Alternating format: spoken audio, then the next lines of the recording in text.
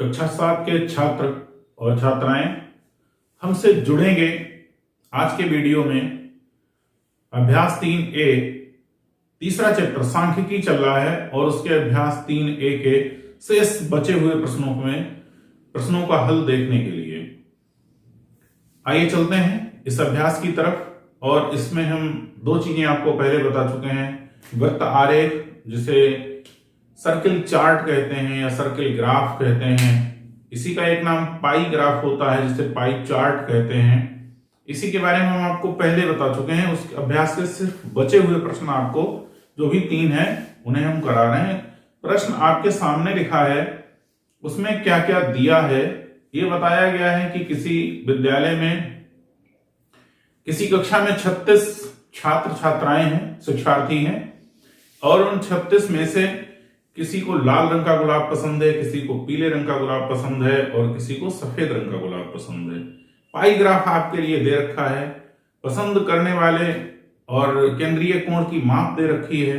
आपको ये पता करना है केंद्रीय कोण की माप के आधार पर कि कितने छात्रों को कौन से रंग का गुलाब पसंद है। ठीक है, पाई ग्राफ केंद्रीय कोण के लिए दिया है। सारणी में आपको वो संख्या भरनी है। सारणी ऐसे ऐसे दी है, समांतर दी है, मैंने खड़े खड़े बनाई है क्योंकि उसमें कुछ गुणा भाग भी करना है। अभ्यास 3 के शेष प्रश्न संख्या 80 और 81 पर। चौथा प्रश्न, 3 प्रश्न मैं आपको करा चुका हूं। किसी समूह में कुल 36 शिक्षार्थी हैं, उनकी पसंद के गुलाब के रंग के आधार पर पाई ग्राफ बनाया गया है। 180 अंश के कार्ड में वेक्टर में कुछ छात्रों को गुलाबी रंग का गुलाब पसंद है। 60 अंश के कार्ड में सफेद रंग का गुलाब पसंद है। 120 अंश के सेक्टर में पीले रंग का गुलाब पसंद है। ये जो जगह है इसे हम कहते हैं तर्जखंड अथवा सेक्टर। तर्जखंड हिंदी में कहते हैं और सेक्टर इंग्लिश में कहते हैं। ठीक है, आपको निकालना क्या है, उस समूह के शिक्षार्थियों की संख्या निकालनी है। इतने तर्जखंड में जो बच्चे हैं उन्हें गुलाबी रंग का गुलाब पसंद है, ये सारणी में दिया है, यहां नहीं दिया है। ठीक है, 120 के सेक्टर में पीला और 60 डिग्री के सेक्टर में सफेद रंग को पसंद करने वाले शिक्षार्थी हैं। आपको संख्या निकालनी है। संख्या निकालने के लिए सूत्र में पहले बता चुका हूं, फिर लिख रहा हूं। संख्या बराबर कुल शिक्षार्थी गुणा 180 बटे 360। 360 कुल केंद्रीय कोण की माप होती है। 180 बटे 360 में वो हिस्सा हमारे पास निकल आता है। कुल शिक्षार्थी कितने हैं? 36। 0 से 0 कट जाएगा, 18 एकम 18, 18 दूनी 36, 1 बटे 2। 2 से काटेंगे, 2 एकम 2, 1 16, 2 अट्ठे 16। कितने छात्र हैं? 18। पहला आंसर। 18 बच्चे ऐसे हैं, 18 शिक्षार्थी ऐसे हैं जिन्हें गुलाबी रंग का गुलाब पसंद है। इसी प्रकार जब इसकी संख्या निकालेंगे तब बेटा हम लोग कैसे लिखेंगे? संख्या बराबर कुल शिक्षार्थी 36। अब इसका भाग कितना है? 60 बटे 360। 0 से 0, 36 से 36, कितना बचेगा? 6। 6 शिक्षार्थी ऐसे हैं जिन्हें सफेद रंग का गुलाब पसंद है। पीले रंग के गुलाब को पसंद करने वाले शिक्षार्थियों की संख्या कैसे निकलेगी? कुल 36, सेक्टर कितने अंश का है? 120 बटे 360। 0 से 0, 36 से 36, कितना बचा? 12। 12 बच्चे ऐसे हैं जिनके लिए पीले रंग का गुलाब पसंद है। अभी तक के प्रश्नों में आपको दिया जाता था केंद्रीय कोण और पाई ग्राफ, आपसे पूछी जाती थी संख्या। आगे के प्रश्नों में आपसे पूछा जाएगा केंद्रीय कोण। केंद्रीय कोण आपको निकाल कर पाई ग्राफ बनाना है। ठीक है,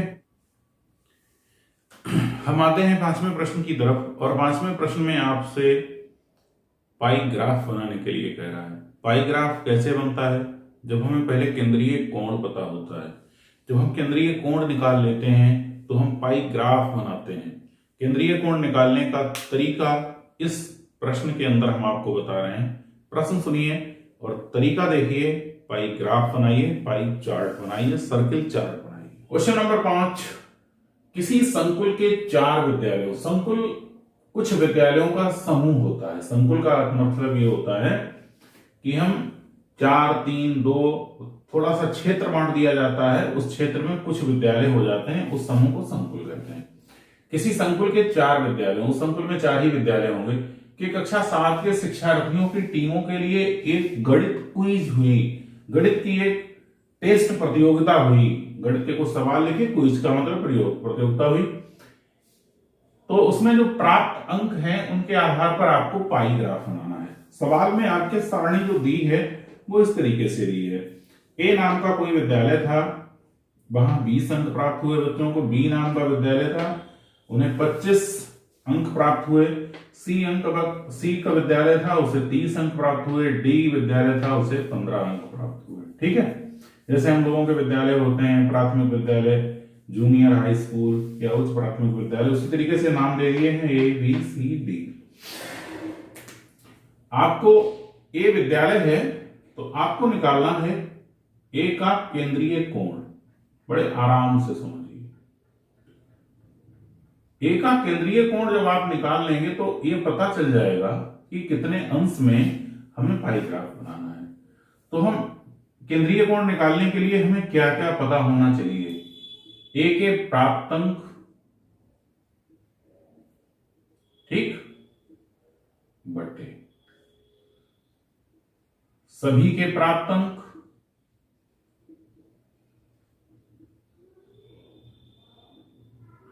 गुणा 360। ठीक, 360 से गुणा, क्योंकि हमें 360 में बनाना पड़ता है। ए के प्राप्तांक कितने हैं? 20। सबके कितने हैं? 20 और 25 45, 5 50 तो 60 और 30 90।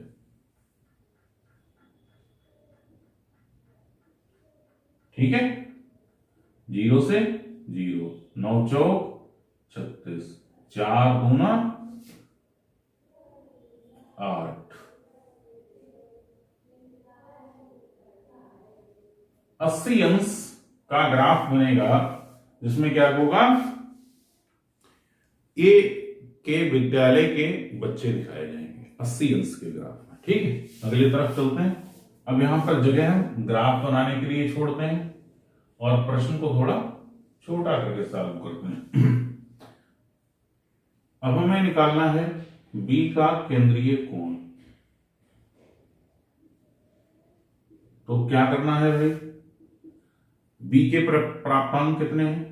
25, कुल कितने हैं? 90, गुणा कितने से होनी है? 360 से। 0 से 0, 9 चौक 36, 25 की 4 से गुणा होगी, कितना आएगा? 100 अंश। ठीक, इसी तरीके से सी का यदि केंद्रीय कोण निकालेंगे तो सी का केंद्रीय कोण निकालने के लिए हमें क्या करना पड़ेगा?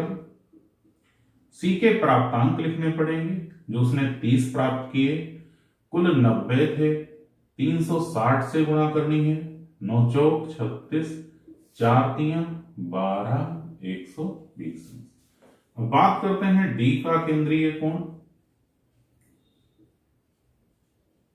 तो डी का केंद्रीय कोण निकालने के लिए डी के प्राप्तांक लिखेंगे गुणा 360 बटे 90, 9 चौक 36, 15 चौक 60। ठीक है, अब आपको बनाना है पाई ग्राफ। ठीक, तो यहां पर एक बनाएंगे वृत्त, इसका ये रखेंगे केंद्र, एक रेखा खींच देंगे ऐसे। 90 अंश ये होता है बिल्कुल सीधा, इससे थोड़ा इधर 80 अंश। यहां किसके प्राप्तांक है? ए के प्राप्तांक, ए विद्यालय के प्राप्तांक है। बी विद्यालय ने 100 अंश 100 डिग्री बी के प्राप्त अंक। ठीक है, अब फिर सी कितना? 120 और 60, 120 अंश, ये क्या है, सी के प्राप्त अंक। और जो 60 अंश बचा है ये क्या है, डी के प्राप्त अंक। जो डी नाम का विद्यालय था ये उसका सेक्टर है, के नाम के विद्यालय का सेक्टर, बी नाम के विद्यालय का सेक्टर, सी नाम के विद्यालय का सेक्टर, डी नाम के विद्यालय का। और ये आपका बनके तैयार हो गया पाई ग्राफ। अभ्यास 3A के छठे और अंतिम प्रश्न की तरफ है हम लोग। क्वेश्चन में इस तरीके की एक टेबल दी है, एक सारणी दी है। इस सारणी में एक टेलीविजन का ब्रांड है ABCDE, ठीक है। और इस ब्रांड को खरीदने वाले ग्राहकों की संख्या 40 है, औसत इनका 20 है, इनका 15, इनका डी 15 और इनका डी। जैसे मान लो ये LG का टीवी है तो इसे 40 ग्राहक खरीदते हैं, ये सैमसंग का टीवी है तो इसे 20 ग्राहक खरीदते हैं, ये वीडियोकॉन का टीवी है इसे 15 खरीदते हैं, ये फिलिप्स का है इसे 10 खरीदते हैं, आईवा का है इसे 10 खरीदते हैं, इसे 15 खरीदते हैं। आपको करना क्या है, आपको इससे एक पाई ग्राफ बनाना है। पाई ग्राफ बनाने के लिए क्या जरूरी होता है, केंद्रीय कोण जरूरी होता है। तो सबसे पहले हम यहां पर ब्रांड लिखेंगे, और ब्रांड है किस तरीके से, थोड़ा इधर बढ़ा के लिख ले रहे हैं। यहां पर ब्रांड लिखेंगे, ब्रांड यहां पर LG, सैमसंग, तोशिबा इस तरीके से करके नहीं दिए हैं, बल्कि ब्रांड के नाम दिए हैं ABCD और E, ठीक है। अब हम क्या लिखेंगे, यहां ग्राहक संख्या लिखेंगे। हालांकि प्रश्न में केवल संख्या दिया है आपके, लेकिन ये संख्या क्या है, ग्राहक संख्या है। किस ब्रांड को कितने ग्राहक पसंद कर रहे हैं, 40, 20, 15, 10। अब आपको पाई ग्राफ बनाने के लिए क्या निकालना होगा, ग्राहकों का केंद्रीय कोण। ग्राहकों का केंद्रीय कोण, सॉरी ब्रांड का केंद्रीय कोण, ब्रांड्स आपको बताना है ना, ब्रांड का केंद्रीय कोण निकालना है। ए ब्रांड का केंद्रीय कोण कैसे निकलेगा, ए की ग्राहक संख्या बटे टोटल ग्राहक 40, 20, 60 और 30, 90 और 10, 100 गुणा केंद्रीय कोण 360, 0 से 0 क्या बचेगा, 4 गुणा 36 कितना होगा, 4 संग 24, 4 3 12 और 2 14, 144। ठीक, 144 अंश का जो सेक्टर बनाएंगे उसमें कौन सा ब्रांड आ जाएगा, ए ब्रांड। ये 90, ये 100, 144, ठीक। फिर बी का केंद्रीय कोण, बी का केंद्रीय कोण निकालने का वही तरीका, बी ब्रांड के ग्राहक कितने हैं 20, कुल ग्राहक कितने हैं 100, कितने में निकालने हैं 360 में, 0 से 0, 0 से 0, 36 की 2 से गुणा 72 अंश।